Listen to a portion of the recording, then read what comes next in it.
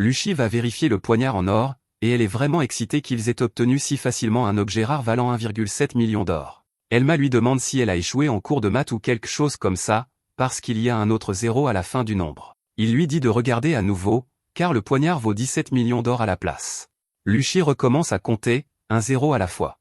Quand elle confirme que le poignard vaut bien 17 millions, elle s'évanouit. Une fois qu'elle s'est relevée, elle commence à penser à comment son précédent groupe l'a virée parce qu'il ne voulait pas lui donner sa part de l'objet à 2 millions d'or. Maintenant, elle est assise avec un poignard en or valant 17 millions entre les mains, et elle panique soudainement, pensant que les gens vont les cibler pour voler l'objet de valeur qu'ils possèdent. Luchi dit à Elma qu'il devrait courir loin d'ici et acheter des terres dans un petit village rural. Elma lui dit de se calmer, parce que ce n'est qu'un début, et qu'ils vont chasser une autre grenouille dorée avant la fin de la journée. C'est un choc pour Luchi, mais Elma est on ne peut plus sérieux, et ils commencent à fouiller le donjon à nouveau. Il leur faut 3 heures pour repérer la grenouille dorée suivante, et cette fois, Luchi n'a pas autant de chance que la dernière fois. Ses jets de dés pour l'attaque perçante tombent sur des nombres plus bas plusieurs fois avant d'atterrir sur 6, et le coup critique qu'elle porte tue la grenouille dorée comme la dernière fois. Comme avant, elle laisse tomber un autre poignard en or et fait aussi monter Elma de 3 niveaux. Luchi, quant à elle, s'effondre à genoux, et Elma pense qu'elle est juste déçue de ne pas avoir vaincu la grenouille dorée du premier coup. Il lui dit de ne pas le prendre si au sérieux, car tout n'est qu'une question de hasard, RNG. Cependant, la raison derrière la réaction de Luchi n'est pas la déception, mais la réalisation qu'ils sont maintenant immensément riches. Elle commence à avoir des convulsions en pensant qu'ils ont gagné 34 millions d'or en un seul jour, et Elma doit l'aider à se calmer une fois de plus. Après un moment, il recommence à avancer, et Luchi trouve différentes manières de calculer à quel point 34 millions est un grand nombre. Elma lui demande de se calmer, parce que cet argent leur appartient à tous les deux, mais que le mérite lui revient en grande partie. Elle n'arrive toujours pas à y croire, et Elma décide de passer à des choses plus importantes. Il dit qu'ils doivent discuter de comment dépenser l'argent et les points de compétence qu'ils ont gagnés pour mieux fonctionner en groupe. Cela rappelle à Luchi qu'elle a des points de compétence des montées de niveau précédentes, et elle demande à Elma comment les utiliser. Il lui dit d'abord qu'elle ne devrait pas montrer sa fenêtre de statistiques à d'autres personnes, mais Luchi lui fait entièrement confiance et dit que c'est lui qui lui a permis d'atteindre ce niveau en premier lieu. Elle commence à dire qu'elle ne voit pas d'inconvénient à ce qu'Elma l'utilise à sa guise et la jette ensuite comme un chiffon, et il réalise que cette fille a besoin d'une thérapie. Soudain, Luchi sent quelque chose et commence à agir bizarrement, alors Elma lui demande ce qui se passe. Elle lui dit qu'elle vient d'entendre une voix, et il est surpris car il n'a rien entendu du tout. Luchi demande s'il n'entend pas un bébé pleurer, et Elma panique en entendant cela, car entendre un bébé pleurer dans un donjon ne peut signifier qu'une chose. Il dit à Luchi qu'il y a un errant, ou Andrigne, après eux, et elle panique en entendant cela, car ce mot signifie de mauvaises nouvelles. Le boss final d'un donjon, ou le seigneur des rêves, est le pire monstre du cauchemar du dieu créateur, et il reste généralement dans les profondeurs d'un donjon. Cependant, il arrive que le monstre boss décide de s'aventurer hors de sa cachette, et c'est ce qu'on appelle un errant. Luchi commence à paniquer en rappelant à Elma que le niveau recommandé pour affronter le boss de ce donjon était le niveau 50. Il lui dit de se calmer, car s'ils prennent les bonnes mesures, ils peuvent éviter de se retrouver dans un combat avec le boss. Il dit qu'ils doivent s'éloigner de la voix qui pleure et se diriger vers la sortie très silencieusement. Cependant, il n'a pas pris en compte tous les éléments dans son plan d'évasion. Dès qu'ils sont sur le point de quitter le donjon, Elma et Luchi entendent les cris d'aventuriers blessés qui courent vers eux en demandant de l'aide parce qu'ils ont été pris en embuscade par un monstre très puissant. L'une est inconsciente, et l'autre la traîne à peine en bouchant ses plaies. Cette scène ébranle Elma et lui fait réaliser une fois de plus que ce monde n'est pas un jeu, et que la fille blessée va sûrement mourir si elle ne reçoit pas d'aide rapidement. Il sait que s'ils s'enfuient maintenant, ils seront en sécurité, mais ces deux aventuriers mourront sûrement, et il ne peut pas laisser cela se produire sous ses yeux. Elma s'interpose soudainement entre les aventuriers blessés et le monstre boss, disant à Luchi de les guider en sécurité pendant qu'ils gagnent du temps. Luchi panique en entendant cela et dit que même lui ne peut pas affronter un monstre boss de niveau 50 tout seul, mais Elma répond qu'il connaît tout du monstre et qu'il peut gagner assez de temps pour que tout le monde s'échappe en sécurité. Il promet à Luchi qu'il s'échappera quand tout le monde sera en sécurité, et lui rappelle que c'est le devoir d'un chevalier lourd d'attirer l'agression, aggro, des ennemis sur lui. Luchi est émue en entendant cela, mais au lieu de faire la chose intelligente et de guider les aventuriers dehors, elle décide de rester dans les parages et au moins d'apercevoir le monstre boss, qui s'approche lentement d'eux avec son épée ensanglantée. Luchi panique alors que le boss s'approche, mais Elma se prépare à défendre contre les attaques du géant soldat de jouet appelé Chevalier d'Étain, Tin Knight. Elma dit à nouveau à Luchi d'emmener les blessés et de sortir du donjon. Elle est encore confuse, mais les aventuriers remercient Elma de risquer sa vie pour sauver les leurs et commencent à s'éloigner. Luchi les regarde, puis regarde Elma, puis regarde le Chevalier d'Étain, qui est un monstre de niveau 40 mais a perdu la moitié de ses PV dans le combat précédent. Elma voit aussi cela, et il est content qu'au moins le monstre boss soit affaibli. Soudain, Luchi vient se placer à côté de lui, disant que le boss est blessé, et que s'ils travaillent ensemble, ils peuvent le battre. Elma lui dit qu'elle doit partir, parce que le chevalier d'étain n'est pas le vrai boss du donjon.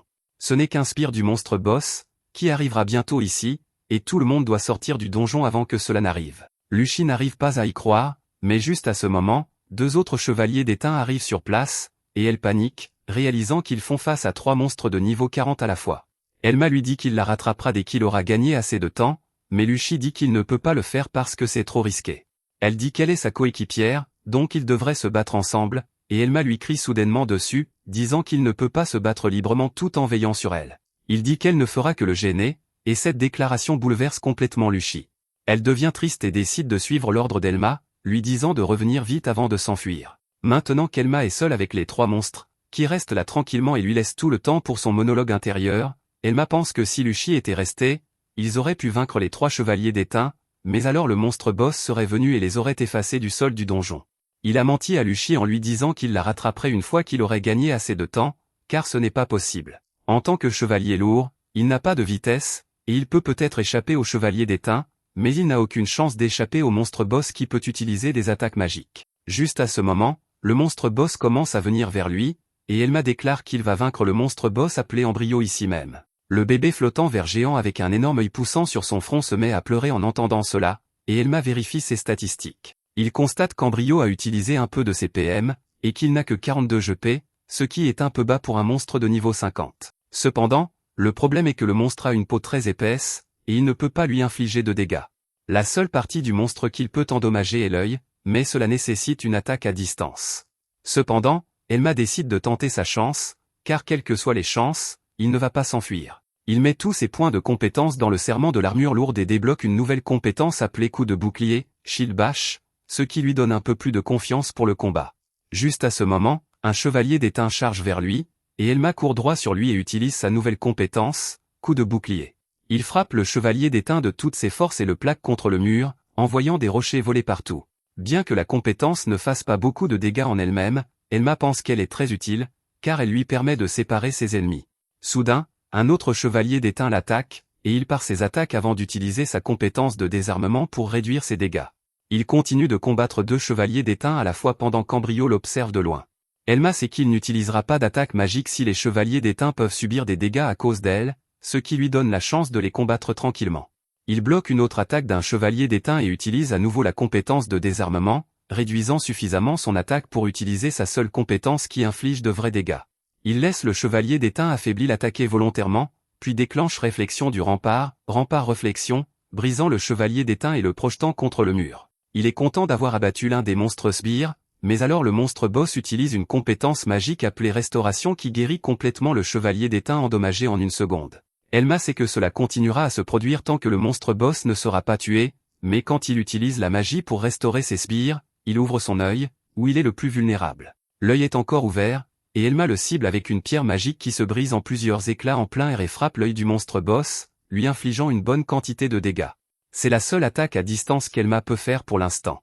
Grâce à la pierre magique du monstre ours en peluche qu'il a vaincu plus tôt, la pierre magique de l'ours en peluche se brise en multiples aiguilles tranchantes quand on y injecte du mana.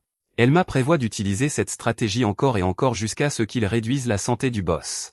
Il reste près d'un chevalier d'étain pour que le boss ne puisse pas utiliser d'attaque magique contre lui. Il décide ensuite de repousser le chevalier d'étain en utilisant coup de bouclier, mais celui-ci saute en arrière pour l'éviter.